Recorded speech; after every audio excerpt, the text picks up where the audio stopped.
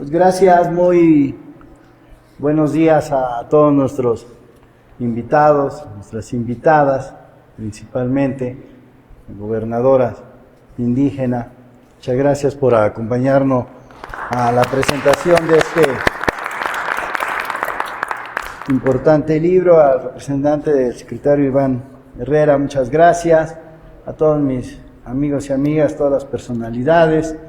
Hoy me siento emocionado porque no todos los días se coincide con compañeros que hacen historia, que hicieron historia, como mi amigo Américo, como mi amigo el doctor Ponce Javana, como el papá de mi amigo de la sierra, ¿cómo se llamó?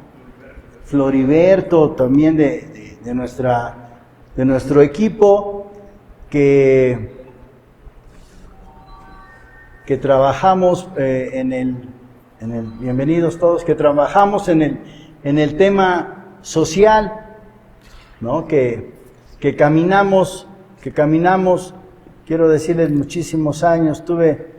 Hola maestra, tuvimos la gran oportunidad, fíjense, de conocer una generación de hombres y mujeres que la única intención que tenían era la transformación de Puebla, la transformación de México, y hoy estoy con todos ustedes.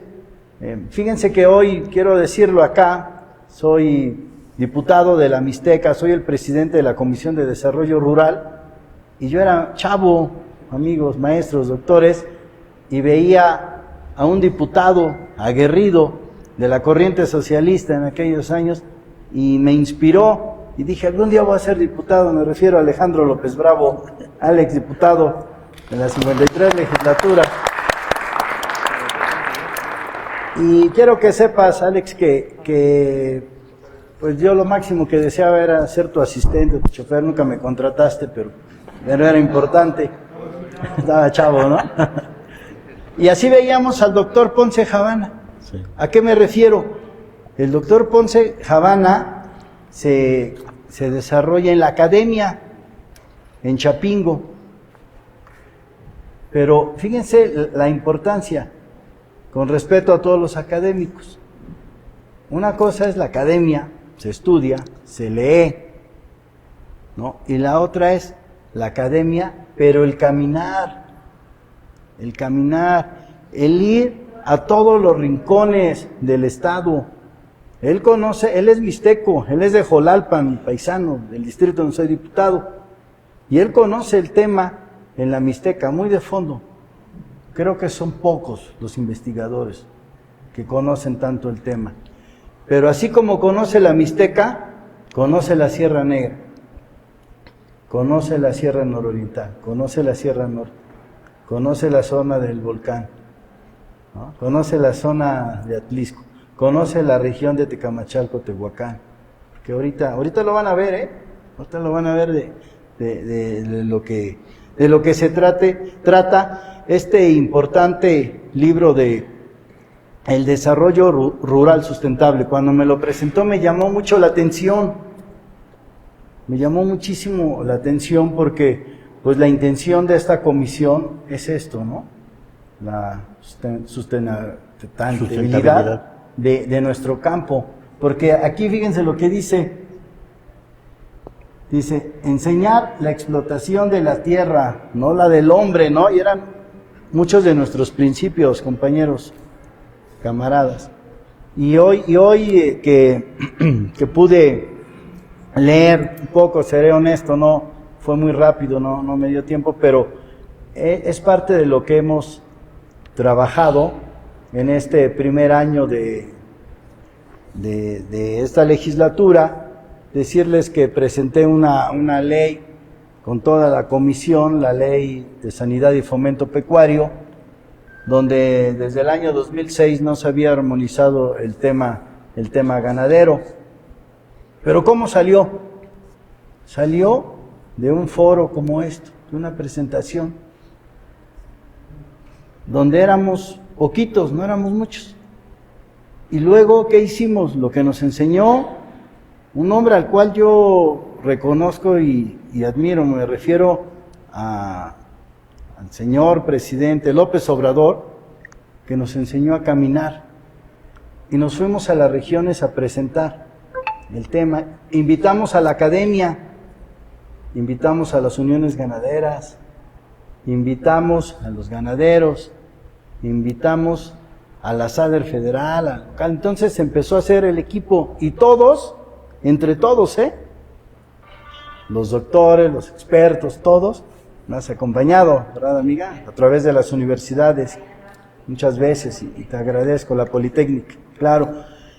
Y salió una gran ley. Entonces yo creo, doctor, que este libro, tu trabajo de vida, requerimos explotarlo, requerimos que lo plasmemos, ¿no?, en un marco jurídico donde pueda funcionar para nuestras hermanas, nuestros hermanos campesinos, indígenas, migrantes, ¿no? El tema del migrante, porque recuperar el campo, recuperar el tema de la soberanía alimentaria es de gran importancia. Hace rato comentaba el doctor, hubo un tema mundial, ¿no?, la pandemia, donde todos se guardaron y todas se guardaron, porque fue una indicación mundial. Pero ¿saben qué? Siempre hubo alimentos, siempre hubo alimentos. O sea, nuestras hermanas, nuestros hermanos del sector primario, sobre su vida, jamás descuidaron el campo. Las centrales, había alimentos. Entonces, es una deuda histórica para ese sector.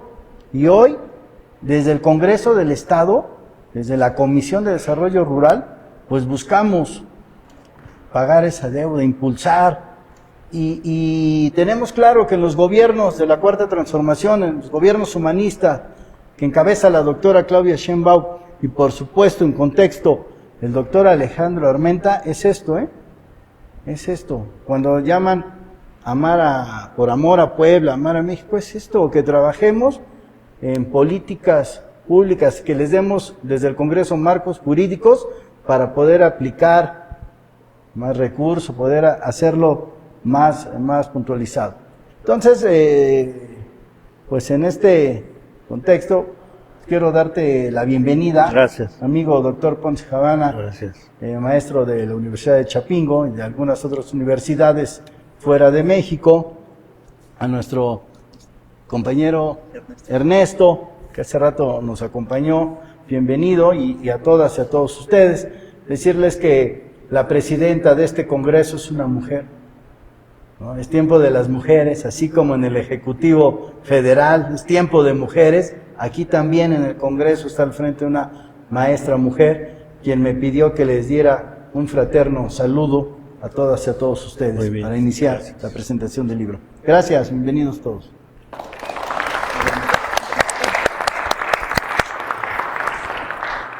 Enteramente agradecidos, diputado Pavel Gaspar. Suplicamos a los amables asistentes puedan colocar sus dispositivos en modo silencio vibrador para evitar distracciones durante la presentación del libro. Gracias. Me permito dar lectura a la semblanza breve, sin pretender ser reduccionista, de el doctor Pedro Celestino Ponce Javana, de quien me permito comentar que somos amigos desde hace ya algunos años por amable vinculación de nuestra amiga, en paz descanse, Minerva Cordero Rojas. En paz descanse, por ella fue que conocimos al doctor en Atlixco hace unos años, en un diálogo colaborativo entre Opción Ciudadana Puebla y el doctor Pedro Ponce. El doctor Pedro Celestino Ponce Javana es doctor en problemas económico-agroindustriales por el Centro de Investigaciones Económicas, Sociales y Tecnológicas de la Agroindustria y la Agricultura Mundial de la Universidad Autónoma de Chapingo. Desde 1982 es profesor investigador de la UACH, impartiendo cursos de desarrollo agrícola, planeación y política agrícola, políticas públicas para el sector agropecuario, metodología de la investigación, teorías del desarrollo, entre otros. Es asesor y fundador de la organización campesina de carácter regional y nacional, con quienes han buscado mejorar las condiciones de vida del medio rural a través de proyectos productivos y la regularización de la tierra. Ha sido subdirector de Servicio y Extensión, jefe de trabajos de campo universitario y consejero universitario de la UACH. Se caracteriza por su participación activa en la vinculación y servicio universitario desde la universidad para los campesinos en las comunidades rurales, generando y coordinando el programa especial de vinculación universitaria. Finalmente, ha sido asesor en el gobierno de la Ciudad de México y en la Comisión de Desarrollo Rural, ahora en la Ciudad de México. Recibamos por favor al doctor Pedro Ponce Habana con un aplauso. Gracias.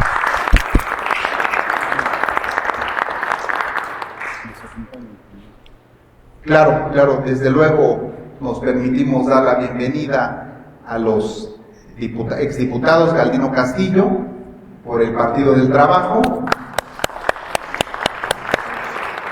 al exdiputado Julián Rendón Tapia, también nos acompaña, y una particular mención al doctor Luis Gonzaga Benavides y Saliturri, que nos acompaña también.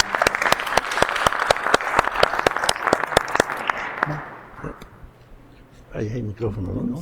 Sí, por favor. Acá. Muy buenos días. Muchas gracias por tomarse su tiempo y asistir a este evento. Todos los aquí presentes. Me acuerdo muy bien de nuestra actividad política desde los 70s, en los 80s, en los que llegábamos a los pueblos a promover el cambio, la transformación. Y no es casual, muchos de los que veo aquí presentes somos nietos, bisnietos o tataranietos de los que participaron en la Revolución Mexicana. Muchas gracias, diputado Pavel. Nos encontramos otra vez en el camino. Desde antes habíamos coincidido cuando soñábamos y luchábamos. Compañero Galdino, decíamos, hoy luchamos por la tierra y también por el poder. Sigue pendiente, hay problemas agrarios todavía. Y el poder todavía tiene espacios, tiene huecos en los que tenemos que cubrir. Muchas gracias, Américo, qué gusto teléfono, profesor del MRM, de las normales rurales. Intentamos, con varios que están aquí presentes, ir a hacer examen a las normales rurales. Y la verdad, yo no pasé cuando fui a hacer examen a la normal rural. Y un gobernador llegó a mi pueblo y dijo, a ver, ¿quiénes tienen secundaria? Pues nosotros, a ver, éramos 2, 3 gentes. Y nos mandaron a hacer examen a la Escuela Nacional de Agricultura. Y yo decía, si no pasé en la normal de Champusco, menos voy a pasar en la Escuela Nacional de Agricultura. Y en 1975 me llega un telegrama para presentarme el 19 de noviembre. Ha sido usted seleccionado para estudiar como becado interno en la Escuela Nacional de Agricultura. Y desde ahí, dije, desde aquí tenemos que pensar en nuestros campesinos, nuestros productores. Y desde allá andábamos en los mítines, en las marchas, en las tomas de tierras, en las tomas de edificios, y no lo puedo negar. Nos encerraron en Chautla de Tapia, un juez, por defender a los campesinos comuneros de Tlabucingo, por ejemplo, ¿no? Por defender a los comuneros de Teotalco, de Jolalpan. Y mis teóricos asesores, como mis padres teóricos académicos, ¿para qué quieres el poder si no estás preparado? Tienes que estudiar las teorías del desarrollo. No solamente es gritar en la calle, tienes que estar preparado. Y me obligaron y me convencieron y me fui a estudiar una maestría de desarrollo rural sustentable en el Colegio de Posgraduados. Termino mi maestría y ahora eres miembro de este Centro de Investigaciones Internacionales. ¿Quieres permanecer aquí? Te falta el doctorado. Me obligaron y me convencieron y estudié un doctorado en economía agrícola, con una estancia académica en la Universidad de Roskilde, en Dinamarca. Pero siempre llevé el corazón y la sangre campesina. Y dije, algo tenemos que hacer por Puebla, por el país y también por Puebla. Y entonces, lo que hoy les quiero presentar de manera resumida es producto de estas experiencias, es producto de estas luchas en las que varios de los que están aquí presentes compartíamos en el campo, en la ciudad, en las discusiones, en los foros. Y hoy qué bueno que está el hijo de un compañero que no podemos olvidarlo, de también exdiputado Horacio Gaspar, ¿sí? Entonces, ¿qué nos falta entonces?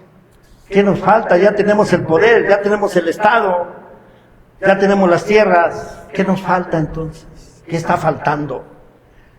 ¿Sí?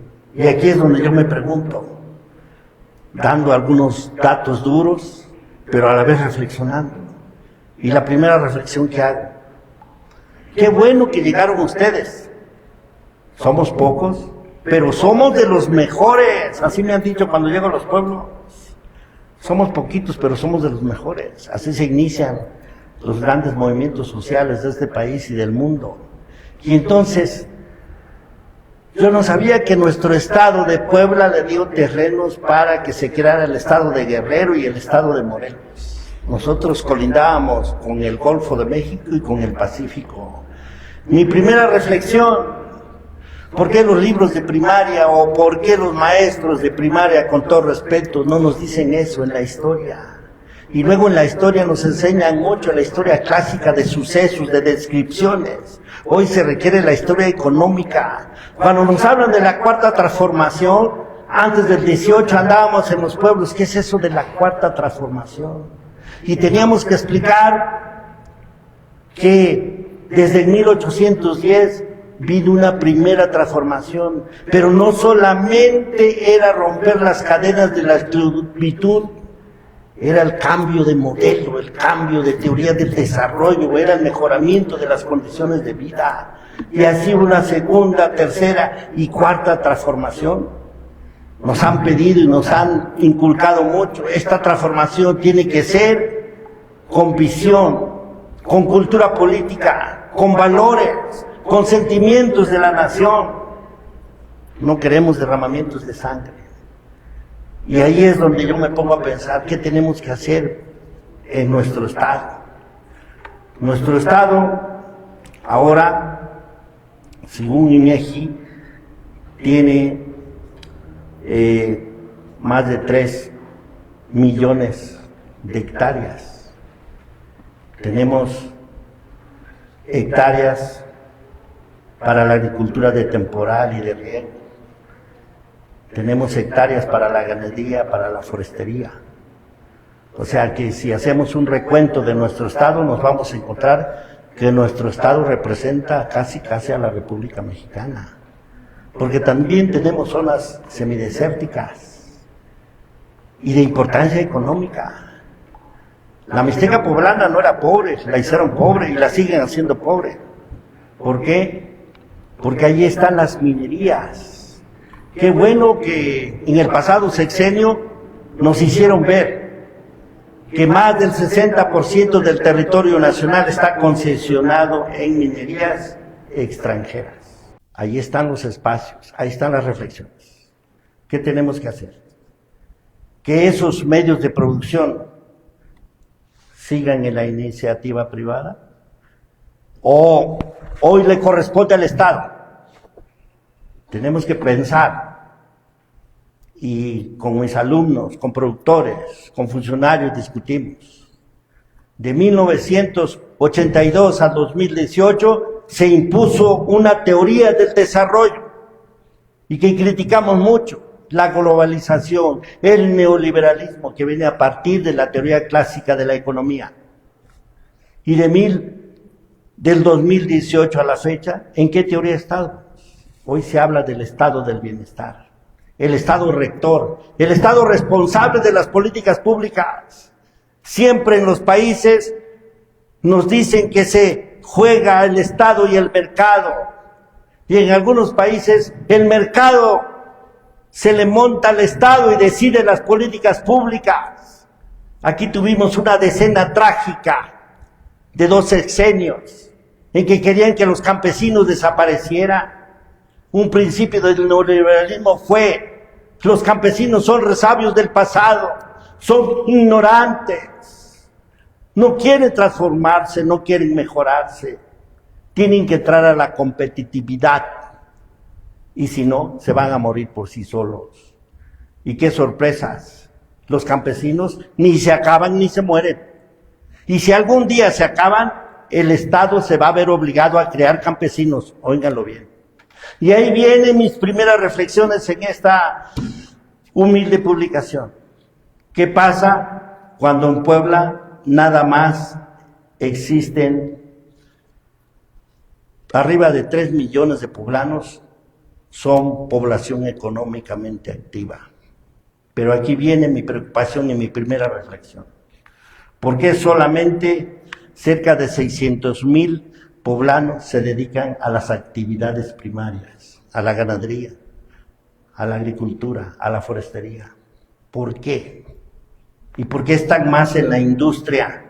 ¿Y por qué están más en los servicios? Ahí está el papel del Estado. Ahí tenemos que equilibrar. ¿Por qué se descuidó la agricultura y se le apostó más a la industria? No estamos en contra de la industria. Yo planteo que debe haber un equilibrio. Se descuidó la agricultura. Y bueno, tenemos que decir esto porque nuestro Estado, de manera natural, o más bien la naturaleza, nos favoreció a nuestro Estado. ¿Y cómo nos favoreció? Aquí tenemos donde nace la cuenca más importante del país, la cuenca del río Balsas. Nace entre Tlaxcala y Puebla. Allá se nombra río Zaguapan, río Atoyac, y así se va. Más abajo tenemos las cuencas o microcuencas o subcuencas del río Nejapa, del río Atoyac, del río Mixteco y del río Tizaj, que atraviesa 7 municipios, pasando por Sayacatlán de Bravo y Acatlán de Osorio. La madre naturaleza nos dio estas regiones naturales. ¿Por qué no generamos desarrollo a partir de estas cuencas? ¿Por qué tenemos que obedecer el desarrollo exógeno? ¿Por qué tienen que llegar de afuera a decirnos qué tenemos que hacer? Y como reflexión o como crítica o como reclamo, basta de que el campo poblano siga siendo experimento de políticas públicas agropecuarias. Por ejemplo, cuando llega la Revolución Verde, nos dijeron que teníamos que aumentar la producción. Y sí se aumentó la producción. Pero nos quitaron el policultivo. Desde cuando llegó Hernán Cortés en Zempoala, Veracruz, nos impusieron un modelo de agricultura. Y a los totonacos les quitaron: no cultives maíz, frijol y calabaza. Mete la caña de azúcar, te va a dejar más recursos. Desde ahí viene la maldición, o desde ahí viene la imposición. Y en Puebla, el plan Puebla, después el plan Chiautla y el plan Zacapuastla, donde nos imponen cultivos agroindustriales y nos imponen paquetes tecnológicos. Y en ese tiempo, discúlpeme, no había diabetes, no había problemas de cánceres. Y ahora tenemos ese problema, porque sobreutilizamos los agroquímicos. Entonces, ahí están otras reflexiones. Hoy tenemos que entender el concepto de la multifuncionalidad de la agricultura. La agricultura no solamente debe servir para dar materias primas para la industria. La agricultura nos debe generar autosuficiencia alimentaria, nos debe generar seguridad alimentaria y sobre todo tenemos que lograr la soberanía alimentaria. Y ahí es donde yo me pregunto, debemos sentirnos orgullosos, los originarios de este estado, porque Puebla aportó el maíz hacia el mundo. Y están las investigaciones profundas de antropólogos y no solamente de antropólogos, ¿sí?, de investigadores. A nivel mundial de Puebla salió el maíz a partir del teocintle, de ese maíz ramificado. Y yo me pregunto y me cuestiono, ¿por qué compramos maíz al extranjero? ¿Qué está pasando en este momento? Cuando salimos a las calles, acuérdense, compañeros, que decíamos, no vamos a comprar ni un grano de maíz al extranjero. Y ahora me da esta vergüenza decir que vamos a comprar, ¿cuánto? 22 millones de toneladas de maíz. Los otros compraban 18 y ahora vamos a comprar más. Y ahora los productores de maíz de Sinaloa, de Chihuahua, de Sonora, de Tamaulipas se están organizando. Y va a venir un movimiento nacional, de carácter nacional, porque no están de acuerdo con el precio de garantía. ¿Cuál es el precio de garantía que quieren los productores? 7,200 por tonelada. ¿Y cuánto les imponen? ¿Y qué dice el Estado? Es que viene desde la Bolsa de Chicago, porque estamos en un tratado de libre comercio. Compañeros diputados, Pavel, busquemos que el maíz nativo, sobre todo, salga del Tratado de Libre Comercio, sobre todo los maíces nativos.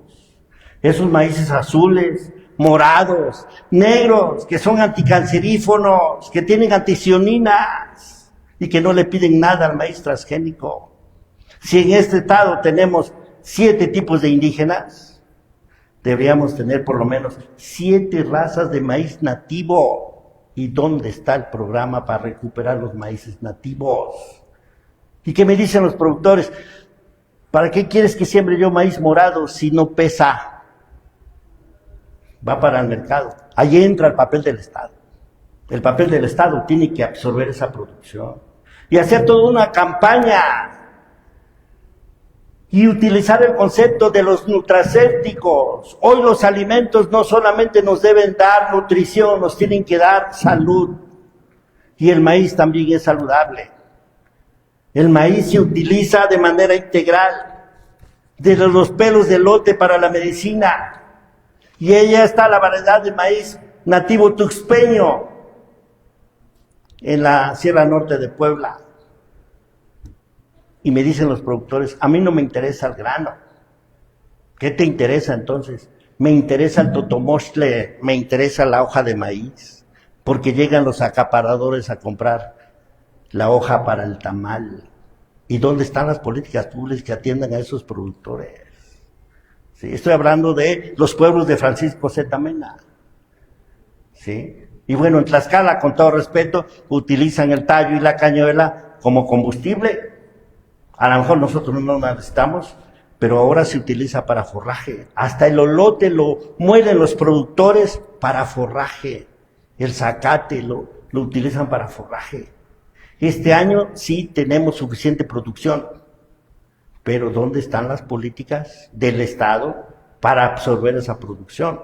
Entonces, no solamente se trata de venirse a quejar, no solamente se trata de venir a criticar, no solamente se trata de venir a la contestataria, porque eso nos decían los que estuvieron 60 años en el poder. Sacan un programa y ya estamos contestando. No, hoy se trata de hacer propuestas.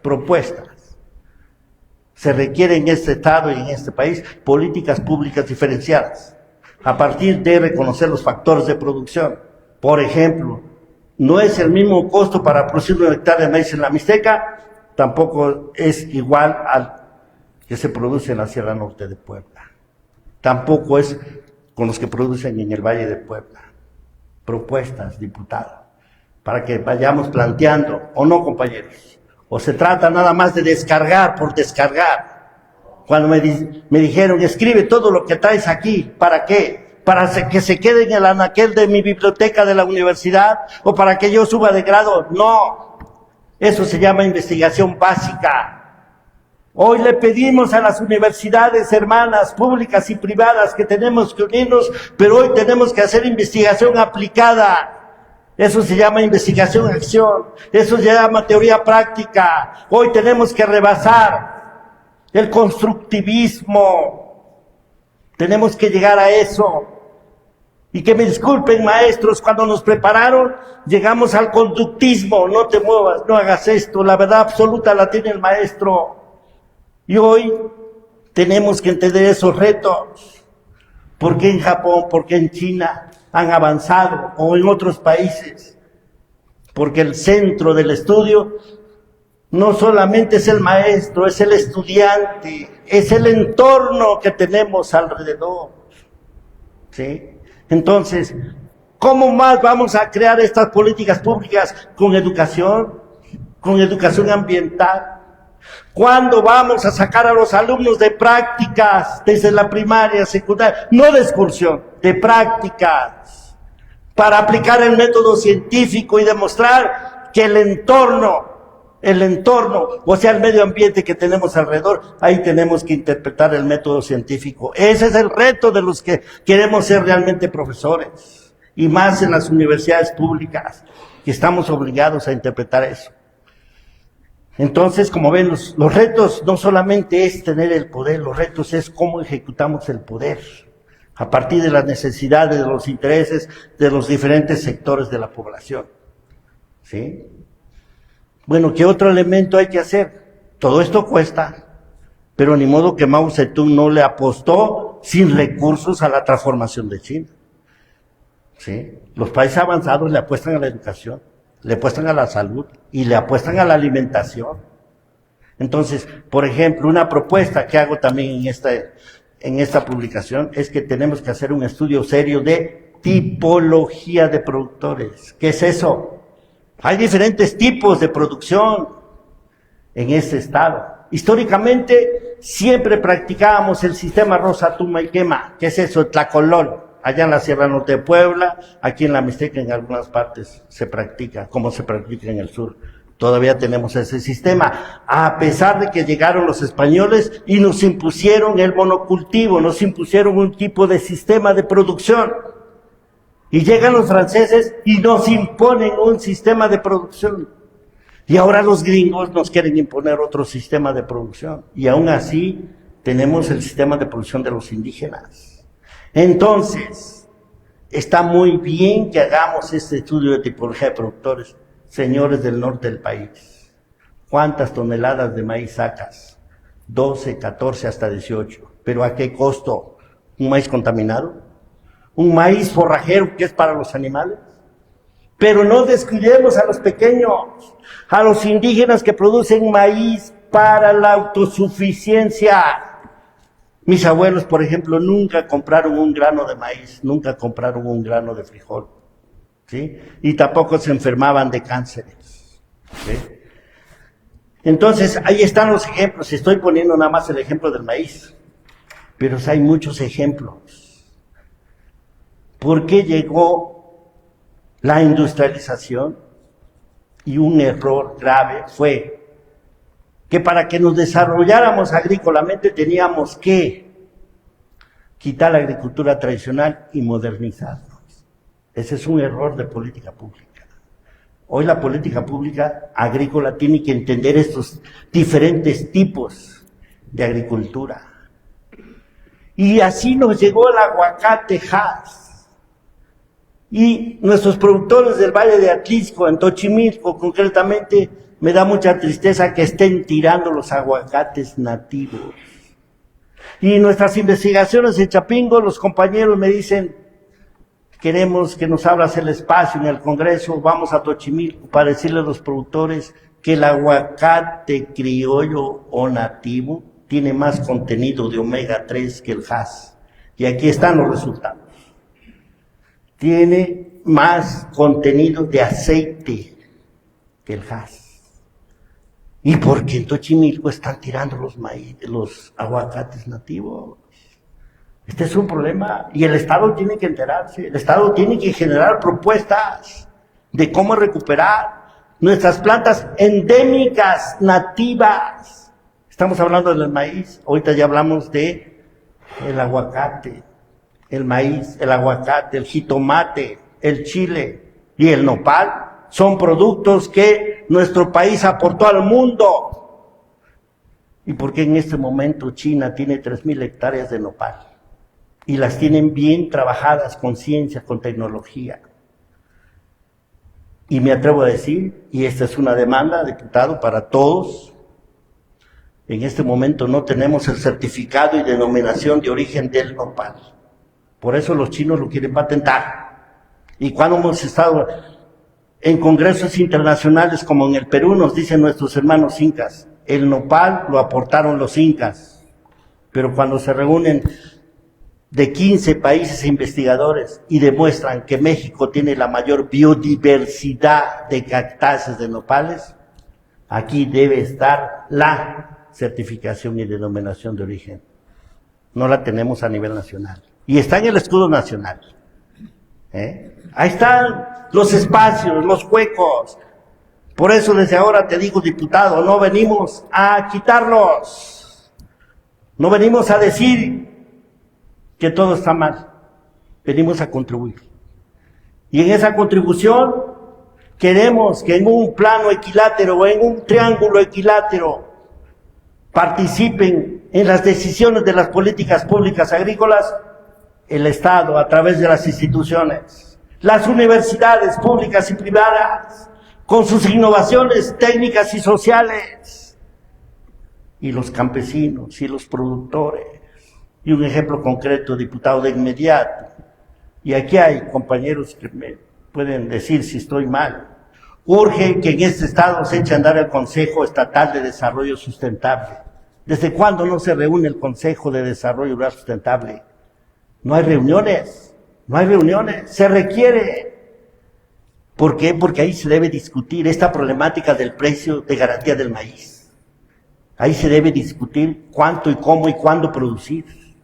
Ahí se tienen que discutir los tratados de libre comercio, en qué nos afectan o en qué nos conviene participar. Allí están los retos que debemos de abordar. Entonces, nuestro Estado tiene las grandes bondades de que ha aportado al país, a la nación, a través de la producción agrícola, al Producto Interno Bruto, a las cuentas nacionales, ¿sí? Pero entonces aquí tenemos que ser, por ejemplo, muy agresivos en esos programas. Y para nosotros debemos entender entonces que el desarrollo agrícola es el aumento de la producción con productividad. ¿Qué es la productividad? ¿Cómo hacer más con menos? ¿Cómo producir con calidad? Y si me meto a la producción, a la productividad ecológica, me van a criticar. En la Mixteca, cuando muchos sacan 500, hasta 1000 kilos por hectárea. En Sinaloa, bueno, en el Valle de Puebla, sacarán 10 toneladas. ¿Pero a qué costo? ¿Cómo me dejan las tierras? Aquellos que aplican muchos insumos. ¿Y cómo me dejan las tierras? Aquellos que casi no aplican insumos. ¿Qué producto me venden los indígenas mixtecos o los totonacos? ¿Y qué producto me venden los maiceros que utilizan muchos agroquímicos? Hay una palabra que se llama sistémico, y se sigue, ¿sí? Y no es casual que ahora, diputado, estén surgiendo movimientos sociales, movimientos políticos rurales, otra vez. Por ejemplo, hay una red nacional de comunidades envenenadas en resistencia. Cuando escuché el nombre yo dije, ¿otra vez van a salir a las calles? ¿Va a protestar por protestar? Pues no, están dirigidos por investigadores de la UNAM y están demostrando. Y así tenemos que caminar juntos, esa es la gobernanza. Pero entonces, ¿qué tenemos que hacer?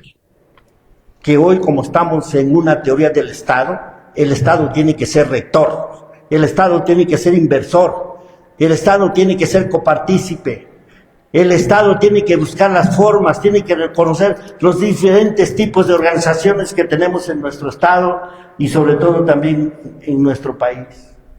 Y hoy este Estado tiene que reconocer que si por mucho tiempo nos dijeron que el ser humano es superior a la naturaleza, hay que explotar a la naturaleza, hay que sobreexplotar los recursos naturales y después llegamos al acabose de los recursos naturales. Hoy se dice por la teoría económica que tenemos que entender que el ser humano es parte de la naturaleza Ya no somos superiores a la naturaleza. Y de ahí viene el concepto del desarrollo sustentable. Este Estado tiene que ser sustentable, pero no solamente en los programas institucionales. El concepto de la sustentabilidad la tenemos que dominar todos. ¿Y qué es el sustentable? Una gran mujer en Noruega, Gro Brundtland, fue a la ONU y les dijo: no podemos seguir creciendo económicamente sobreexplotando los recursos naturales. Porque la teoría económica, la clásica económica de David Ricardo, de Borbón, nos engañó y nos dijo que los recursos naturales son inagotables. Cada año hay una primavera, cada año hay un otoño, los ríos se lavan. Por eso hay que crear un corredor industrial de San Martín Texmelucan a Puebla y aventar todos los desechos a los ríos, que al fin cada año se lavan. Esa es la teoría económica que se aplicó en nuestro país y en varios países. Pues hoy ya se demostró que los recursos naturales no son inagotables, son agotables. Pero ahí tenemos que hacer algo para recuperar el medio ambiente. ¿Y qué es el medio ambiente? No es esos cambios de clima. El medio ambiente es la relación de la sociedad con la naturaleza. Y la naturaleza tiene recursos naturales renovables y no renovables. Y por el abuso de la mano del hombre, hoy estamos padeciendo que en la Sierra Norte de Puebla hay deslaves. Y luego, ¿qué decimos los periódicos? Bueno, compañeros de la prensa, hubo un desastre natural. La naturaleza es tan mala que nos hace desastres. Hemos abusado de las bondades. Entonces ahí tiene que cambiar el concepto. Qué bueno que nuestros presidentes municipales se preocupan por las obras públicas. Qué bueno que ahora se pelean por ser regidores de obras públicas. Yo no entendía por qué. Pero nadie quiere ser regidor de medio ambiente. Y cuando les decimos que sean regidores, los presidentes los rechazan. Y cuando les hacemos un programa ambiental, mucho peor. ¿Cómo queremos entonces generar el desarrollo? Si nada más nos vamos con las obras públicas. Y cuando mucho el desarrollo económico porque instalamos una empresa. Hoy tenemos que pensar en el medio ambiente. ¿Cómo introducimos el concepto del desarrollo sustentable a esas políticas públicas para equilibrar el desarrollo? Bueno, pero ¿qué es esto del sustentable? Es como prever las necesidades de las generaciones presentes sin afectar las necesidades de las generaciones futuras. Ahí está el reto. Pero no solamente eso, y estamos, gracias diputado por este espacio, y a lo mejor ya nunca me van a volver a invitar, pero lo tengo que decir. El Banco Mundial, el Fondo Monetario Internacional nos inventó el concepto del desarrollo sostenible. Entonces nos confunde, y más cuando en los otros sexenios antes del 18, ahí van las vacas para los campesinos, son sustentables. Ah, caray, ¿cómo le hacen las vacas para que sean sustentables? Entonces nos confunde el concepto del sustentable y el sostenible. Y ahora que tuve la oportunidad de estudiar a profundidad de esto, descubrí que el concepto del desarrollo sostenible es un invento del Banco Mundial y del Fondo Monetario Internacional. ¿Qué dijeron? Se quejan por la ecología, que hemos afectado, que la economía ha afectado la ecología. Pues vamos a reconciliar, muy fácil, la economía con la ecología. Vamos a reconciliar la industria con el medio ambiente. Y de ahí viene el invento de empresas socialmente responsables. ¿Serán responsables? Entonces, pero no solamente eso, juegan con la sociedad. Y de repente nos dicen, el que contamina paga. ¿Sí? Y bueno, a este lugar es para que no fumes, el no smoking. Y ahora, pues ya no circula. De ahí vienen esos programas del Banco Mundial. Y tenemos conciencia de eso. Pues fácil. Yo puedo comprarme 2 carros, uno para resolver el problema de la circulación. Y luego cuando vamos a hacer la verificación, ¿realmente se cumple eso? Entonces, ahí están las diferencias. ¿Y por qué nosotros defendemos el concepto del sustentable?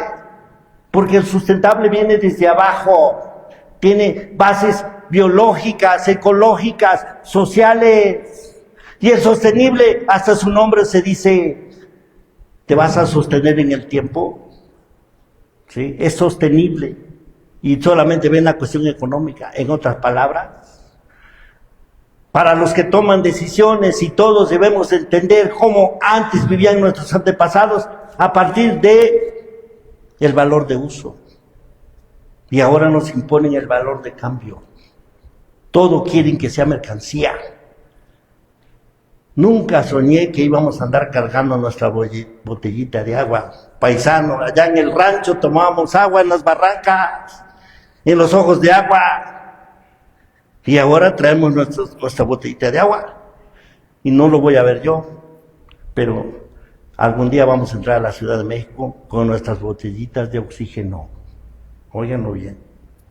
¿Y quién es responsable? ¿El Estado? ¿La sociedad?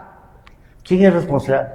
Todos tenemos que generar conciencia, ¿sí? Y Puebla no se escapa. Puebla tiene que generar propuestas de alternativas. Y aquí está con lo poquito que nosotros tenemos, ¿sí? Y entonces, ¿qué se requiere para alcanzar el desarrollo rural sustentable? ¿Qué se requiere? Organización para la producción. Y sí que hay compañeros de la Secretaría de Desarrollo Rural, y si hay compañeros del gobierno del Estado, con todo respeto, tenemos que cambiar el concepto de la organización. Nos aplican también la teoría clásica de la organización con Max Weber, el teórico de la organización. Y pobres campesinos, pobres de mis hermanos indígenas, ahí va la convocatoria y se cierra tal día. Y ahí andan buscando quien les ayude para llenar el internet. Y muchos no entran. ¿Quiénes entran? Los más aptos, los más capaces, la teoría de Darwin. Entonces, ¿dónde está el desarrollo? Hagamos una encuesta, vayan a mi pueblo y empiecen con la familia Ponce. Van a ver que los Ponces desde en tiempos de los 90 recibían hasta, ¿qué les gusta? Pro campo, 50 hectáreas. Sembraban las 50 hectáreas. Y ahora siguen igual. Y los más pobres no les llega nada. Tiene que cambiar la relación del Estado con la sociedad, tiene que cambiar la relación del Estado con los campesinos. Eso se llama neoinstitucionalismo. ¿Sí? Y bueno, aquí hay técnicos que se dedican a hacer proyectos. Qué bueno, si no existieran, mucho menos llegarían los proyectos para los campesinos. Tiene que cambiar esa relación. ¿Sí? Y entonces, ¿por qué se aplicó la teoría socialista de la organización en China? Donde todos los productores entran, ahí nadie se queda afuera, ¿sí? Entonces, son algunas de las propuestas. Basta de la organización vertical, basta de que el campesino lo utilicemos como objeto. El campesino es un sujeto pensante, actuante. Entonces, tenemos que respetar su idiosincrasia, su cosmovisión, su forma de trabajar la tierra. Y ahí es donde tiene que entrar para auxiliarlo, no para transformarlo. Ahí están los retos que tenemos. Y este Estado tiene todavía indígenas, sí, tiene productores, minifundistas, ¿sí? Y no se mueren, resisten y van a seguir. Hay falta un programa para estos campesinos. Y estoy hablando, por ejemplo, de Sayacatlán de Bravo, de San Jerónimo Sayacatlán, de Totoltepec de Guerrero. Y estoy hablando de Huehuetla. Por cierto, nos tocó, vimos cómo ganó el primer municipio democrático indígena, ¿sí? Y entonces, ahí están los retos, sin descuidar a los medianos y grandes productores, ¿sí? Pero bueno, esta es la organización. ¿Qué nos falta?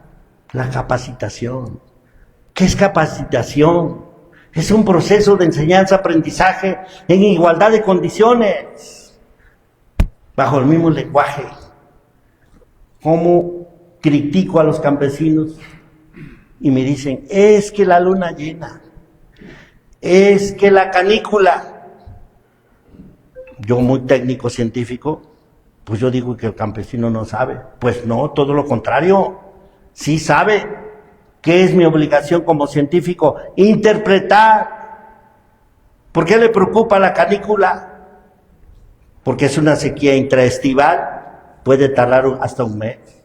Pero no solamente eso, le preocupa porque a partir de ahí emergen las plagas y las enfermedades. Eso tenemos que interpretarlo científicamente los que fuimos a las universidades.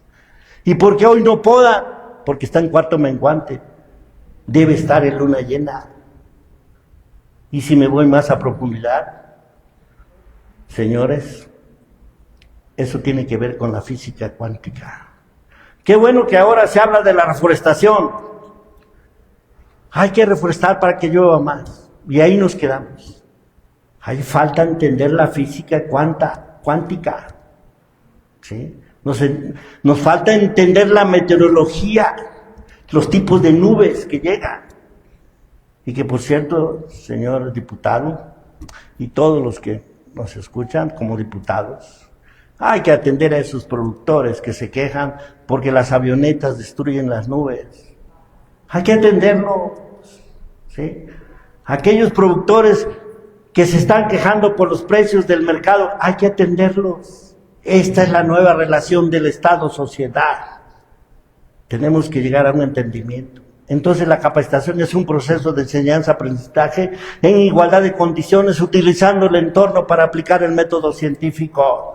Si es cierto que son empíricos, pues es una corriente filosófica la empiria, y con el conocimiento que tenemos podemos llegar a un razonamiento. Eso es lo que nos falta para entender no solamente a los productores de café, a los orgueros que están en Tepesco, ¿sí?, a las áreas de riego que, por cierto, ahora se quejan de que las presas están llenas, pero está ensolvada la presa.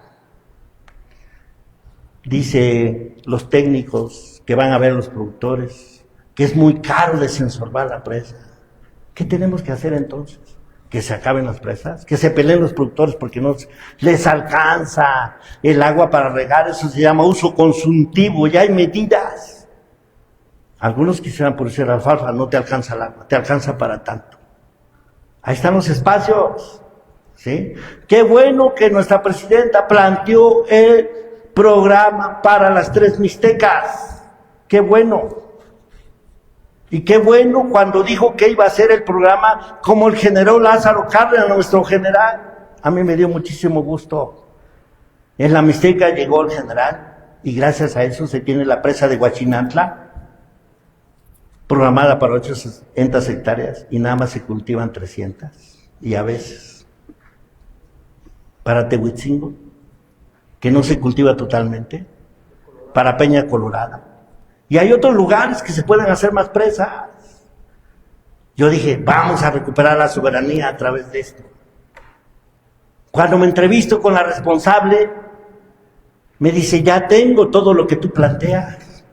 Qué bueno. ¿Y cómo le hiciste? Ya hice mis reuniones en cada uno de los municipios. ¿Y con quién lo hiciste? Con los presidentes municipales. Con todo respeto. Ellos se preocupan más por la pavimentación de las calles. Ni siquiera tomaron en cuenta a los ejidos, a los campesinos, a los artesanos, a los pequeños comerciantes. Entonces hoy se requiere que sean los campesinos, los productores, sujetos de derecho público. Tienen que participar en las tomas de decisiones. Y por eso en Europa hoy se genera el desarrollo a partir del territorio.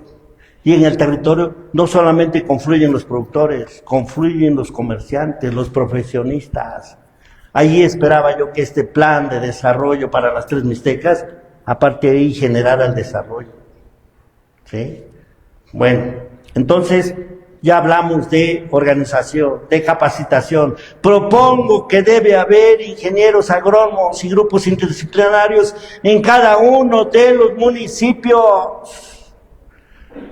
Qué bueno que en cada uno de los municipios estén los sacerdotes. ¿Sí? Bueno, ese es el espíritu, la filosofía del espíritu, para que tengamos una buena conducta. Está bien. ¿Sí?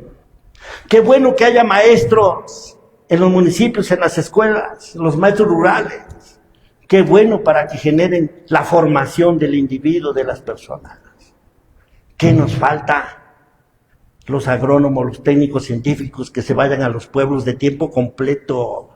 Pero no solamente en el proceso de producción, para que, llegó ahorita por tanta humedad, surgió un hongo y se están secando las milpas de abajo para arriba, y dicen los campesinos, se están encalzonando de tanta agua. Señores, es un hongo perfusario. ¿Cómo la vamos a controlar? Como el médico, a la mera hora, con penicilinas y demás. Se requiere todo un proceso de capacitación. Y entonces, estos grupos interdisciplinarios deben estar de tiempo completo en los municipios. ¿Sí? Y los tenemos que capacitar, tienen que aprender. No solamente los tenemos que mandar cuando hay un proceso de producción, tienen que estar todo el año. Tienen que hacer un diagnóstico. Qué bueno que hay servidores de la nación. Qué malo que nada más los utilicen para distribuir el recurso. Un servidor de la nación tiene que estar integrado. ¿Sí? Y qué bueno que haya diputado, representantes de gobernación en las regiones. Qué bueno que haya representantes de salud. Pero una crítica constructiva que yo hago es que nos falta articulación institucional. Nos falta que se integren, que se articulen. Si llevamos una buena bandera, trabajamos juntos desde las regiones. Esta es parte de la política pública que considero se tiene que hacer. ¿Sí? Y bueno, ¿qué más nos falta? La investigación, ya lo dije. Pero hoy hay una metodología que se llama investigación-acción. Lo poquito que vamos investigando, hay que aplicarlo. Lo que tengamos que sacar, que sea a favor de los necesitados, de los productores. Y que las universidades no solamente hagan investigación para que subamos de grado, que se aplique. ¿Sí? Esa es la investigación-acción. Y hay teorías para eso. Y así vamos a tomar decisiones. ¿Sí? Luego entonces, a mí me da mucho gusto que este gobierno federal y estatal hoy nos estén encaminando y nos estén proponiendo que transitemos hacia la agroecología. ¿Qué es eso de la agroecología? ¿Qué es? Pues no es nuevo. La agroecología la practicaban nuestros abuelos. ¿Por qué? Porque sembraban el maíz, frijol y calabaza. Había simbiosis. Y el Banco de Crédito Rural por mucho tiempo, ¿qué dijo? ¿Te voy a dar crédito? Sí, me siembra solamente maíz. Y además ahí va el maíz híbrido. Ahí están los errores de política pública que tenemos que corregir. ¿Sí? Pero no solamente es esto. ¿Sí? Hay otras plantas nativas, como las plantas medicinales. De mi pueblo salían hasta 200 toneladas de plantas medicinales. Estoy hablando de Santa María de la Concepción, Jolalpa, el cuachalalate, la garañona, las leucaenas, el palo dulce. Se acabaron las especies, porque no hubo un programa para la conservación y reproducción de estas especies. En este momento, allá en la montaña de Guerrero, por lo menos debe haber 300 familias que se fueron a explotar la resina del copal. Se fueron el 15 de octubre y a partir del 12 empiezan a llegar. Los invito, diputado, hay que ir a Cicatlán, Puebla. Este año espero que valga a 1,000 pesos el kilo de copal, porque no solamente es para el incienso ahora en la fiesta de los muertos. El copal es un adherente que la pintura Gómez la compra. ¿Sí? ¿Y quién sabe eso?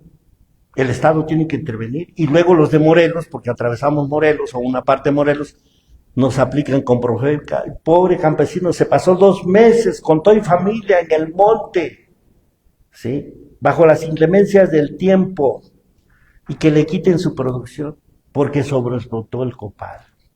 Ahí están los espacios. ¿Quién produce la selva baja caducifolia? 800,000 hectáreas tiene la Mixteca y el 70% selva baja caducifolia. Y no lo queremos escuchar, pero Matamoros nos llega la leña de los pueblos de Tehuicingo y alrededores. ¿Cómo le decimos deja de ser leñero? Ese es mi modo de vida. Aquí en San Miguel Canoa, ¿cómo le digo al productor carbonero? Ya no me traigas carbón si yo la necesito aquí en la Cocota. ¿Cómo le digo al de Santo Domingo, Tonalá, en Sayacatlán? Deja de producir chivos porque son los que más me afectan al medio ambiente. Y por cierto, en este momento nos faltan chivos para la matanza. Hoy hay baja producción. Solamente dar las gracias a Sade, a la subsecretaria Pati Ortiz, que mandó al equipo y está tomando nota, a Sade Federal, también a Brian, a todos. Amigos, gracias. Gracias, diputado Pavel Gaspar. Doctor Pedro Ponce Habana. Antes de transitar al segmento de preguntas y respuestas, donde suplicaremos que estas sean breves, concretas, para estimular una deliberación pública, un ejercicio de educación permanente, don Luis Benavides, y donde viene a mi mente la pregunta obligada detonadora: ¿qué es lo que no puede no saber un poblano para ser feliz y útil en su comunidad? Y yo agregaría, impulsar y apuntalar su soberanía alimentaria. ¿Qué libro no puede no conocer, no leer un poblano para ser feliz y útil a su comunidad? Sugiero y propongo la presente obra. La UNESCO en noviembre de 1997 emitió una declaratoria, la declaratoria de las generaciones, de las responsabilidades de las generaciones actuales para con las generaciones futuras, noviembre de 1997. Obligado abordaje el artículo 5º y 6º, que dan cuenta de el medio ambiente, el cuidado al medio ambiente y al genoma humano y diversidad biológica. Habla específicamente el artículo 6º de que el progreso científico y tecnológico no perjudique ni dañe de modo irreversible la dignidad de la persona humana y la diversidad biológica. La propuesta en cuestión da cuenta de una estructura concreta, robusta, con datos duros a favor del rescate de nuestra soberanía alimentaria para el futuro, al menos me permito decir para lo que resta del presente siglo XXI. Y lo que todos los administradores públicos conocemos y forman políticas públicas de gobierno y de Estado tendientes a incidir en la toma de decisiones de la estructura de la administración pública centralizada, descentralizada, desconcentrada y paraestatal. Concluyo destacando que el doctor Pedro Ponce Habana coincidió recientemente con el economista, nuestro amigo también, el doctor Arturo Huerta González, en un foro celebrado en la Facultad de Economía de la UNAM, donde estuvo presente el ingeniero Cuauhtémoc Cárdenas.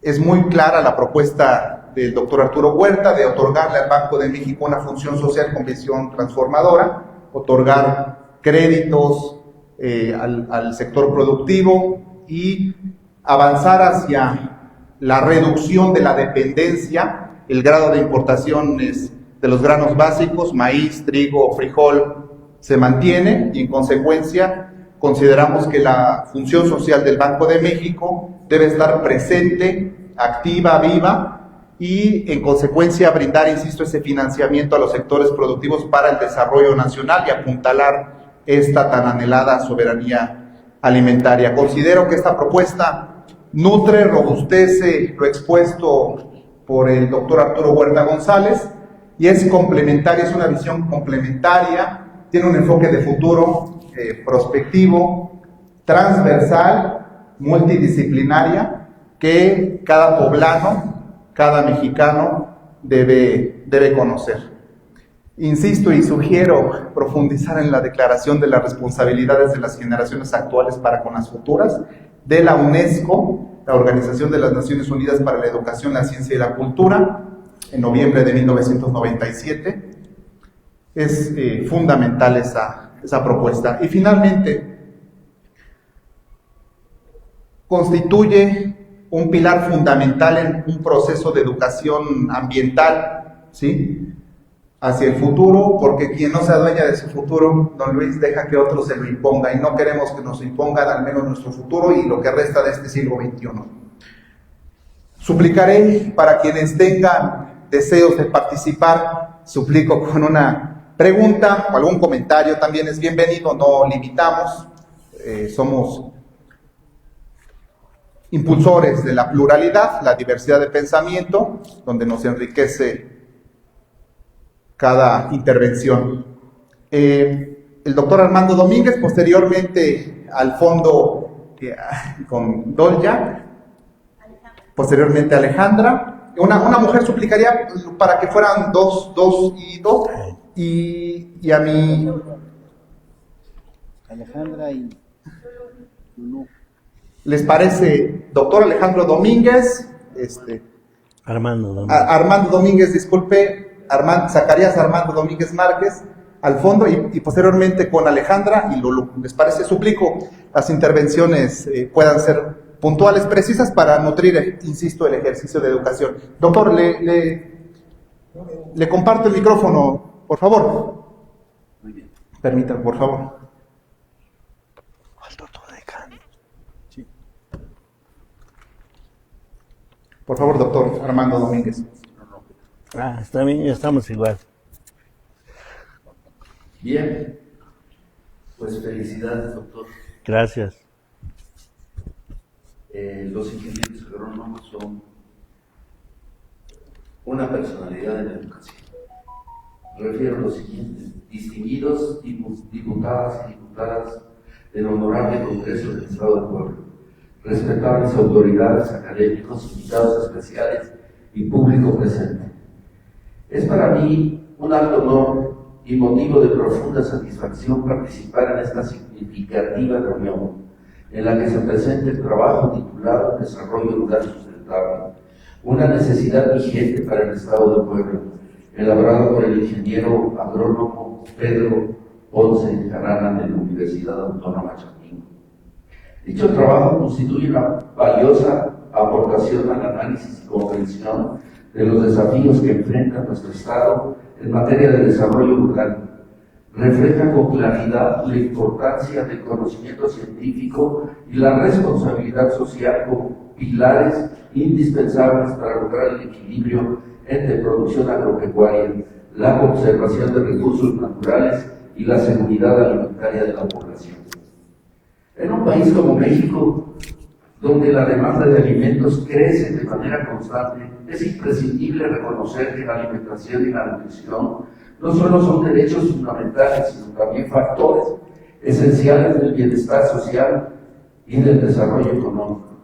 Las deficiencias nutricionales y los problemas de salud asociados a la mala alimentación representan hoy un reto que exige atención urgente de políticas públicas firmes, sustentadas en la evidencia científica y el compromiso ético con la población.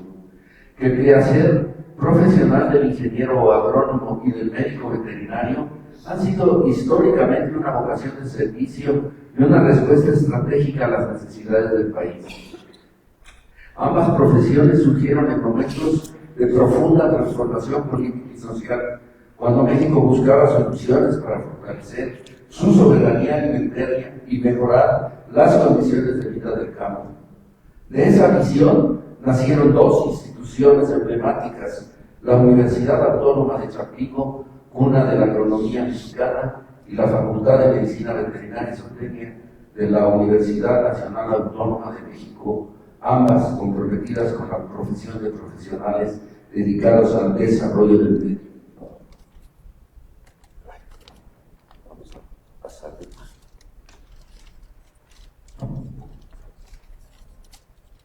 Muy bien.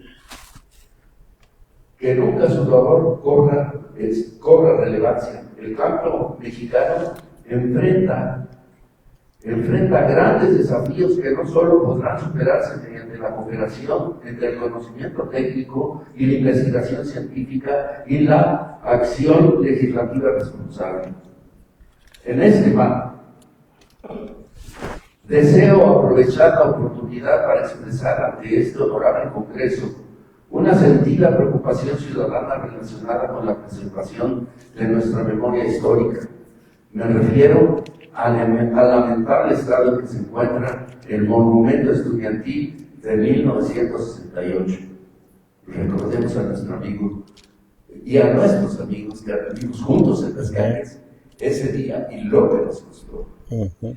Pues me refiero, dicho monumento, símbolo de lucha de conciencia democrática y memoria colectiva, se encuentra en proceso de deterioro avanzado al grado de poner en riesgo su existencia misma, que desde hace más de 13 años hemos presentado propuestas formales a diversas administraciones municipales para su reubicación y conservación, sustentadas en estudios técnicos con plena viabilidad. Sin embargo, las respuestas han sido aluciendo: no tenemos recursos. Consideramos que este desinterés constituye no solo una omisión institucional, sino también una falta grave al deber moral y legal de honrar la historia que nos dio identidad como nación. Actualmente este tema es motivo de una queja ante la Comisión de Derechos Humanos, lo que refleja la importancia y legitimidad de nuestra preocupación ciudadana. Por ello, con el mayor respeto, exhorto a los legisladores de este Congreso considerar la posibilidad de intervenir para que se tomen las medidas necesarias que garanticen la preservación de dicho monumento y con ello el respeto a nuestra memoria democrática. La historia no puede ni debe borrarse. El cimiento sobre el cual construimos el futuro. Que este encuentro sirva, pues, para reafirmar nuestro compromiso con el desarrollo sustentable, con la justicia social y la memoria histórica de nuestro pueblo. Agrego, porque quiero que ustedes conozcan que el día, por lo aquí dicho, que en el Senado de la República se llevará a cabo el día 16 de octubre voces críticas para la construcción de una agenda de Estado en el maíz. El Salón de la Comisión Permanente del Senado de la República, en sus elementos de políticas públicas sustentables, y que pretende dar una protección integral a la diversidad biocultural que tiene que ver con el maíz transgénico que tenemos muy estudiado y al cual me honro pertenecer al equipo de investigación. Felicidades, un gran evento que tiene dos cosas muy importantes. Nuestro quehacer como ciudadanos ante la integración de todos nuestros graves problemas, pero no dejar que los funcionarios públicos sigan abusando, como lo está haciendo aquí, con estas medidas el presidente municipal. No olvidaremos, estuvimos juntos en 68 y no terminó, no fue el 12 de octubre. Siguen las formas graves de represión y, ¿qué les diré?, a nivel rural. Graves, fuertes y constantes. Gracias por su atención.